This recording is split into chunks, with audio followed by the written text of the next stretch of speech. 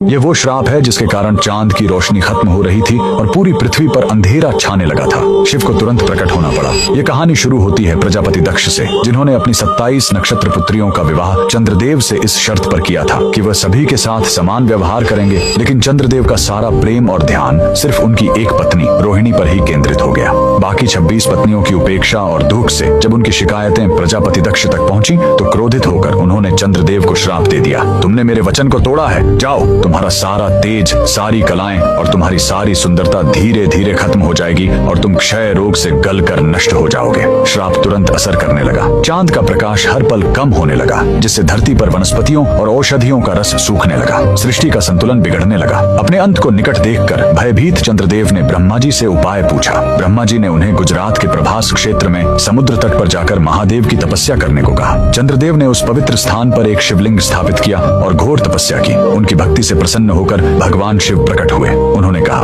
मैं दक्ष के श्राप को पूरी तरह खत्म तो नहीं कर सकता, लेकिन उसका प्रभाव कम कर सकता हूँ। शिव ने वरदान दिया, तुम कृष्ण पक्ष में 15 दिन क्षीण होगे, लेकिन शुक्ल पक्ष में 15 दिन फिर से पूर्ण हो जाओगे। उन्होंने चंद्र को अपने मस्तक पर धारण कर लिया और चंद्रशेखर कहलाए। और जिस ज्योतिर्लिंग की चंद्र ने पूजा की थी वो सोमनाथ, सोम यानी चंद्र के नाथ के नाम से प्रसिद्ध हुआ। और यही सोमनाथ मंदिर भारत का पहला ज्योतिर्लिंग आज भी गुजरात के वेरावल में उसी समुद्र तट पर शान से खड़ा है, जहाँ चंद्रदेव ने श्राप से मुक्ति पाई थी। लेकिन रुकिए, इस मंदिर का एक और रहस्य है। यहाँ मौजूद बाण स्तंभ यह बताता है कि यहाँ से लेकर दक्षिणी ध्रुव तक समुद्र के रास्ते में कोई जमीन नहीं है। भगवान शिव के भक्त कमेंट में हर हर महादेव जरूर लिखें।